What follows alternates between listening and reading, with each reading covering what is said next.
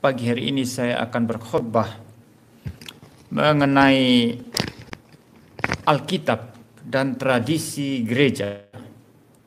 Untuk Gereja Katolik Roma ini adalah tema yang provokatif ya saudara. Dan tetap maksud saya walaupun demikian kita harus membahas karena bagi kita orang-orang Kristen, Reform atau Protestan, Alkitab adalah otoritas mutlak yang berada di atas segala sesuatu. Jadi Alkitab itu yang memimpin iman kita, memimpin pengetahuan kita, memimpin etika atau perbuatan atau kelakuan kita. Ya, tetapi di dalam Gereja Katolik Roma, saudara, itu mereka mengakui dua. Mereka mengakui Alkitab dan tradisi gereja. Bagi mereka, dua hal ini itu sejajar, setara. Jadi bukan hanya Alkitab saja tapi juga tradisi gereja. Itu sebabnya mereka menolak prinsip sola scriptura. Ya. Bagi gereja Roma Katolik itu tradisi gereja itu penting sama pentingnya dengan Alkitab. Nah, alasan gereja Katolik itu mengapa sangat mementingkan tradisi gereja, saudara? Mereka biasanya mengutip ayat-ayat Alkitab untuk membenarkan atau untuk mengkonfirmasi bahwa tradisi gereja itu sangat-sangat penting ya.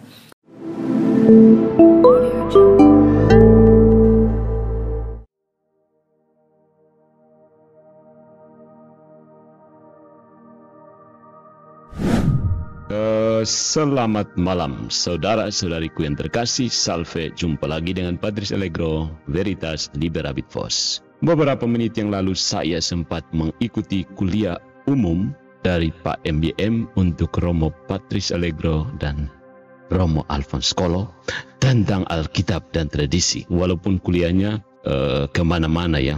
Jadi saya tidak fokus mau dengar. Tapi kalau saya dengar kata sola scriptura itu saya senang ya. Saya senang mendengarkan kata sola scriptura diungkapkan oleh seorang Protestan. Karena itu ada satu kuliah singkat, sangat singkat untuk Pak MBM. Sola scriptura atau sorta scriptura. Membalas perkuliahannya yang panjang lebar sambil mengatakan bahwa gereja Protestan Reform itu kelanjutan dari gereja Katolik. Ini teori yang persis sama dengan teori agama yang datang abad ke-7. Ya, gereja sudah sesat, jadi reform ini yang menyelamatkan gereja. Saya kan sudah pernah menyatakan bahwa ini asumsi ini sangat bermasalah, tapi sudahlah. To the point, kuliah singkat. Sampai semua orang sangat menyadari bahwa orang-orang Protestan suka berparade sambil mengangkat Alkitab, seolah-olah itu adalah buku terpercaya mereka untuk membimbing jalan mereka. Semua orang tahu. Tetapi selama bertahun-tahun saya sudah melihat betapa salah dan menipunya sikap tersebut. Mereka itu mengagung-agungkan Alkitab ya. Pada kenyataannya justru terjadi yang sebaliknya. Umat Katolik, orang Katolik adalah orang-orang yang benar-benar mendasarkan ajaran mereka pada kitab suci. Sedangkan Protestan tidak. Ya, sekali lagi Protestan tidak. Dan setiap kebenaran dalam Protestantisme itu sudah dianggap sebagai kebenaran di dalam Katolik. Copy paste doang. Sehingga bisa disimpulkan bahwa doktrin Protestan yang memang unik Protestan adalah tidak alkitabiah oleh kenyataan ini. Karena Protestan tidak mengikuti kitab suci saja, melainkan tradisi manusia, umat Katolik perlu mulai bersikeras bahwa istilah sola scriptura itu tidak akurat dan sebaiknya lebih memilih bagi mereka yang menggunakannya ini slogan yang lebih benar, yaitu sorta scriptura. Jadi ini saya katakan untuk alasan yang sama bahwa kita orang Katolik juga harus berhenti sekarang memberikan Protestan penggunaan istilah reformasi. Tidak usah sebut reformasi, karena pada kenyataannya apa yang terjadi adalah deformasi. Ya, deformasi yang terjadi itu deformasi. Santo Fransiskus dari Sales bahkan memiliki kebiasaan menyebut Luther dan Calvin sebagai pretend reformers. Mengerti pretend reformers? Itu bahasa Inggris artinya orang-orang yang bikin diri seolah-olah mereformasi. Pretend reformers. Mereka itu bukan reformers sejati, begitu. Karena mereka tidak melakukan reformasi yang tulus sama sekali. Deformasi, pretend reformers. Bikin diri seolah-olah mereformasi. Nah, apa yang dimaksud dengan sorta scriptura? Sorta scriptura artinya orang-orang Protestan itu sort of scriptura, kind of, sort of, ya, kelihatan seolah-olah mengikuti kitab suci. Sort of scripture, sorta scriptura. Sepanjang sejarah Protestan, mereka memiliki wawasan yang baik tentang berbagai teks kitab suci ketika membela ajaran Katolik yang tradisional, Trinitas, ketuhanan Yesus, keperawanan Maria. Kadang-kadang ada yang misketch juga. Ya, itu semua kan ajaran Katolik tradisional. Jadi ini tidak boleh diabaikan. Kita menghargai mereka yang juga dengan tekun membela ajaran Katolik tradisional. Dalam situasi itu, Protestan mengikuti Alkitab, kita akui. Tetapi ketika tiba pada ajaran Protestan yang unik Protestan, termasuk doktrin sola scriptura itu sendiri, sebagian besar orang Katolik, umat Katolik tahu betapa dangkalnya teks bukti Protestan yang memalukan itu. Contoh misalnya doktrin rapture yang tersebar luas di kalangan Protestan sebagai salah satu contoh utama doktrin mereka. Teks bukti utama dari Protestan adalah 1 Tesalonika bab 4 ayat 15 sampai 17 yang mereka klaim mengajarkan bahwa Yesus akan mengambil rapture, mengangkat ya rapture semua orang Kristen sejati tepat sebelum Great Tribulation, itu kesengsaraan besar, penderitaan besar, untuk menghindarkan mereka dari penderitaan yang akan ditimbulkan oleh The Great Tribulation ini. Tetapi bagian ini tidak menunjukkan hal seperti itu. Sebaliknya justru dengan jelas berbicara tentang akhir dunia ketika Yesus kembali dan memisahkan domba dari kambing untuk menghakimi mereka dalam Matius bab 25 ayat 31 sampai 46.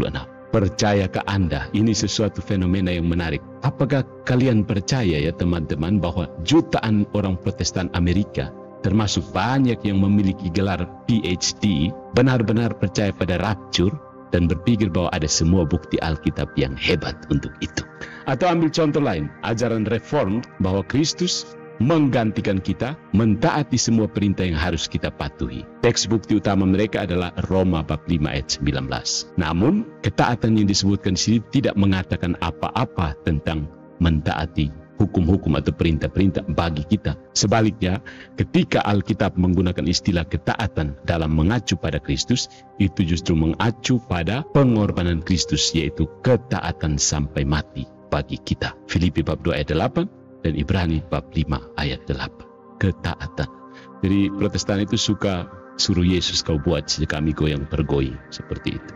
Contoh lain dari doktrin Protestan yang signifikan, yang dibangun di atas dasar biblis tanda petik tapi yang cukup menggelikan bagi orang Katolik, adalah gagasan dari orang-orang baptis bahwa baptisan itu adalah murni simbolis, atau gagasan Anglikan bahwa Raja Inggris memegang posisi kepemimpinan tertinggi dalam gereja Tuhan, atau Lutheran yang menamai gereja mereka dengan nama Luther dan memberi Luther status kepausan, kuasi kepausan begitu. Atau gereja Masehi Advent hari ke-7 yang mengatakan bahwa Ellen G. White adalah seorang nabiah dan bahwa Yesus menghakimi dunia pada tahun 1844. Atau contoh lain lagi, Bala Keselamatan yang menolak sakramen pembaptisan dan komuni. Dan orang-orang Pentakosta yang percaya bahwa berbicara dalam bahasa roh itu karunia biasa. Padahal itu seharusnya karunia yang luar biasa. Karunia yang luar biasa, bukan karunia biasa. Nah, daftarnya bisa terus berlanjut. But you get the idea. Bahkan ada pendeta-pendeta yang menganut Helvidianisme. Mereka percaya Maria tidak berdosa. Padahal tidak ada teksnya kan? Tidak ada tulis di situ dosa Maria. Yang pertama, mencuri mangga. Yang kedua, mencuri Alkitabnya orang Yahudi. Tidak. Singkatnya saudara-saudara, masalahnya adalah di sini. Protestantisme tidak dibangun di atas wahyu ilahi. Siapa yang memberikan wahyu kepada Luther, Calvin, dan Zwingli? John Calvin itu mengklaim mendapat wahyu ilahi. Tidak dibuktikan oleh konsili apapun, melainkan di atas tradisi manusia.